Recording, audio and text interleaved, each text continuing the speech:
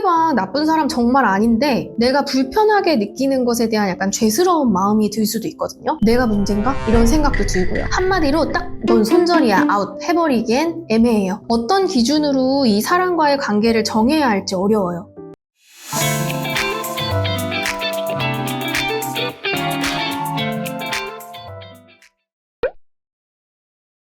여러분, 손절 해보셨어요? 현재 손절하고 싶은 사람이 있나요? 떠오르는 사람이 있다면 그 사람을 생각하며 들어보시면 좋겠어요. 오늘 그 사람과의 관계를 확실히 결론 지을 수 있도록 제가 도와드리겠습니다. 손절을 위해 꼭 알아야 하는 4가지. 손절해야 하는 사람 특징, 손절의 기준, 손절이 어려운 이유, 손절의 단계에 대해서 이야기할 건데요. 끝까지 집중해주세요. 손절해야 하는 사람을 두 부류로 생각해 볼게요. 첫 번째로 객관적으로 나쁜 사람. 객관적으로 나쁜 사람은 누가 봐도 나쁜 사람을 말한 건데요. 이기적이고 배려심 없고 나를 함부로 대하거나 이용하는 사람, 그런 사람 있잖아요. 혹시 지금 떠오르는 사람 있을까요? 그 사람을 생각하면 어떤 감정이 느껴지세요? 저도 지금 떠올렸는데 짜증나고 화나고 실망스럽고 우울할 수도 있어요. 나를 자꾸 초라하게 만들어서 우울하거나 좌절스러운 마음을 느끼게 할 수도 있거든요. 이런 경우에 손절의 결정을 내리는 게 어렵지 않아요. 행동으로 옮기는 것은 뭐 약간의 용기나 큰 결심이 필요하긴 하지만요. 그 사람에 대한 나의 마음이 명확하기 때문에 어떤 방식으로 손절을 할지가 고민이 되겠죠? 그 다음 두 번째는 불편한 사람이에요. 이 경우에는요, 객관적으로 나쁜 사람은 아니에요. 이 사람들은 나쁜 의도를 가진 건 아닌데 나랑 잘 맞지 않거나 관계에서 지속적으로 불편함을 느끼게 해요. 재미가 없거나 대화가 잘 통하지 않는 경우, 관계를 유지하는 것이 오히려 스트레스를 유발하는 경우예요. 이때 드는 감정을 떠올려 보면요, 지루함, 피곤함, 부담감, 긴장감, 경우에 따라 죄책감, 슬픔의 감정도 있을 수 있어요. 상대방 나쁜 사람 정말 아닌데 내가 불편하게 느끼는 것에 대한 약간 죄스러운 마음이 들 수도 있거든요. 내가 문제인가? 이런 생각도 들고요. 한마디로 딱 넌 손절이야, 아웃 해버리기엔 애매해요. 어떤 기준으로 이 사람과의 관계를 정해야 할지 어려워요. 우리를 좀 고민스럽게 하는 경우가 여기에 해당이 되겠죠. 이런 경우에 처음부터 불편한 사이는 아니었을 수 있어요. 오랜 친구 사이인데 나이 들고 열심히 살면서 자연스럽게 생겨난 차이점, 경제 수준이나 삶의 가치관, 관심사 같은 것들에서 오는 차이 같은 것들요. 원래 이러지 않았는데 요즘 쟤 왜 저러지? 내가 뭐 잘못했나? 이런 질문들을 계속 하게 돼요. 변해버린 사람 또는 관계에서 서운하기도 하고 슬프기도 해요. 오늘은 불편한 관계에서의 손절에 대해 이야기해 보겠습니다. 제가 이야기 하나를 들려드릴게요. 20년 지기 고등 동창들에 대한 이야기인데요. 이 친구들은 고등학교 시절에 만나서 힘든 입시, 연애 문제, 졸업, 취업, 결혼, 임신, 출산에 이르기까지 인생의 중요한 순간들을 함께 겪어온 무리였어요. 이 무리는 총 4명이고요. 이들은 서로에게 매우 의지했고 성인이 되면 뉴욕에 가서 섹스앤더시티처럼 여행하자고 얘기할 정도로 가까웠어요. 이 중에 2명의 친구 사이에 문제가 생겨요. 이들을 A와 B라고 할게요. A와 B에게 변화가 생긴 원인은 정확히 알 수는 없어요. 언제부터인지 A가 B에게 불편함을 느끼기 시작했어요. 결정적인 사건이 있었습니다. 이들이 함께 모여 식사를 한 날이었어요. A랑 B 외에도 다른 이제 친구 2명이 같이 모여서 이제 식사를 하고 집으로 가려는데 A와 그 다른 친구가 가는 곳이 같았어요. 그래서 함께 이동을 하게 되었고 B는 이 사실을 몰랐어요. 차를 타고 몇 분 지나지 않아서 B가 A랑 함께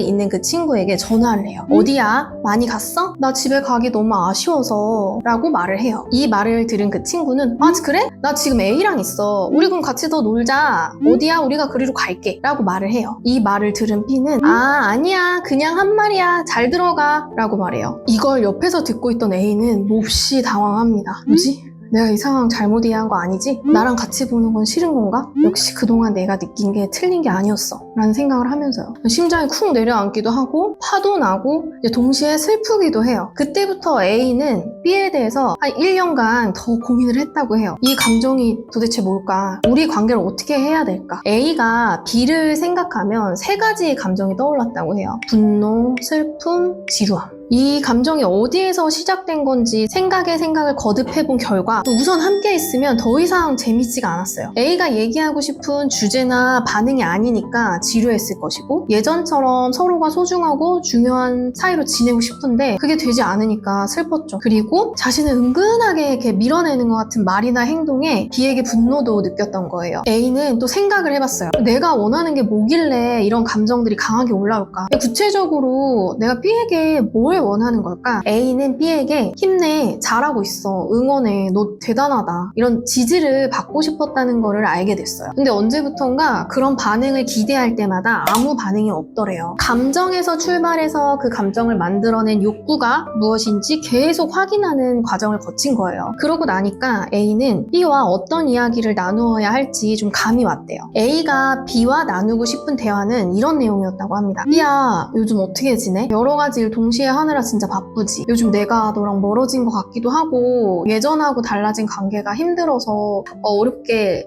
이야기 꺼냈어. 내가 요즘 너를 생각하면 조금 서운하기도 하고 슬프기도 하고 그렇더라고. 너는 요즘 내가 어때? 우리 이런 거에 대해서 좀 얘기해볼 수 있을까? 라고요. 할 말도 준비되었겠다. 이제 용기 내서 대화를 시도하면 된다고 생각한 A는 B에게 만나자고 연락을 해요. 어떻게 됐을까요? 3번이나 우회적으로 거절을 당했다고요. 적극적으로 나를 잡으려고 해도 그래 언제 한번 봐야지 라는 식으로 B는 결국 이제 좀 만남을 피하더랍니다. 그런데 B는 4명이 있는 단톡방에서는 아무렇지 않게 이야기를 했어요. 4명이 함께 이야기는 할 수 있지만 A와 단둘이서 대화를 하는 건 피하는 상황처럼 보였어요. 결국 A는 결정을 합니다. 계속 올라오는 분노, 슬픔의 감정을 무시할 수 없었겠죠. A는 단톡방을 나와요. 더 이상 B에게 만나자는 이야기를 하지 않고요. 다른 두 친구에게 자신의 상태를 얘기했어요. 사실은 두 친구들도 변해버린 기류를 알아챘다고 해요. 그들도 난감했다고 얘기하면서 그들 모두는 힘들지만 변해버린 관계를 받아들이기로 했어요. B가 특별히 잘못한 건 없어요. 반대로 A가 B의 마음을 상하게 했을 수도 있겠죠. 여러분들이 A였다면 어떤 선택을 하셨을까요? A는 B가 나쁘다는 생각은 안 했어요. 이유가 있었겠죠. 다만 자기 감정이 너무 힘들어서 결정을 내렸어요. A에게 있어 손절의 기준은 자신의 감정으로부터 시작이 되었어요. 이처럼 손절의 기준은 여러분의 감정이 돼야 돼요. 감정대로 행동하라는 게 절대 아니에요. 막 성질대로 지르라는 게 아니라 그 감정을 기반으로 내 생각을 정리하고 적절한 행동을 선택하라는 거예요. 그 사람의 행동에 기준을 두면 헷갈려요. 언제는 제가 나한테 마음이 풀린 것 같다가 또 언제는 나한테 화난 것 같다가 그 사람의 행동을 이해해보려는 기준에서 벗어나서 그 사람에 대한 내 감정의 평균이 어떤지 전반적으로 그 사람에 대한 내 느낌을 기준으로 하나하나 결정을 내려가라는 이야기예요. A는 감정이 보내는 메시지를 통해서 문제 해결 방법을 찾았고 이후에 자신에게 최선이라 생각하는 결정을 한 거예요. 내가 할 수 있는 선은 여기까지라고요.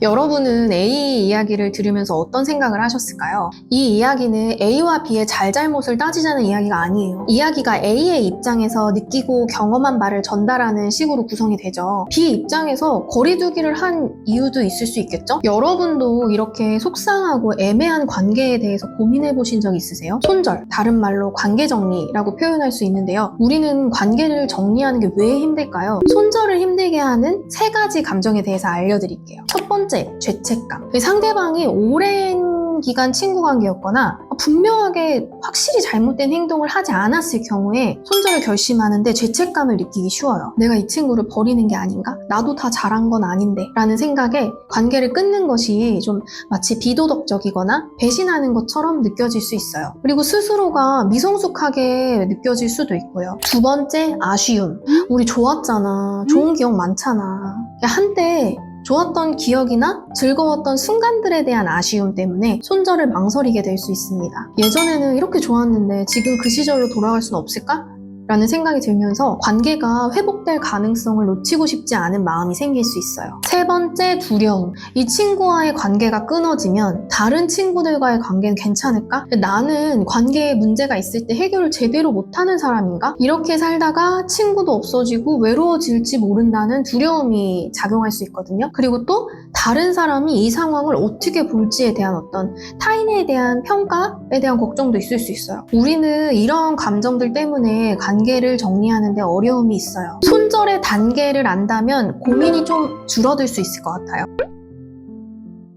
첫째로 감정인식. 여러분의 관계를 정리하기 전에 어떤 감정을 어느 강도로 느끼는지 아는 게 중요해요. 그 사람을 만나고 돌아왔을 때 또는 만날 때 나에게서 어떤 감정이 느껴지고 얼마나 강한가를 생각해 보시라는 말씀이에요. 두 번째는 감정 메시지 파악. 내가 왜 그 감정을 느끼는 것인지, 감정의 메시지, 즉 욕구를 알아야 해요. 이 감정은 나의 어떤 원함에서 올라오는 것인가. A가 친구에게 지지와 응원을 받고 싶었다고 알아차린 것처럼요. 지지와 응원이 돌아오지 않기 때문에 뭔가 쎄하고 슬프고 화나고, 이걸 알아야 그 다음 스텝을 결정하는 것이 좀 더 명확해져요. 세 번째, 해결 방법 찾기. 내가 원하는 것이 무엇이고 그게 가능한 것인지, 나의 원함 때문에 상대가 불편하지는 않을지, 이런 나의 욕구와 상대의 욕구 사이에서 내가 할 수 있는 것과 없는 것을 구분해요. 마지막 네 번째, 행동하기. 해결 방법을 바탕으로 행동하는 거예요. 나를 보호하기 위한 손절을 행할 것인지 아니면 관계를 위해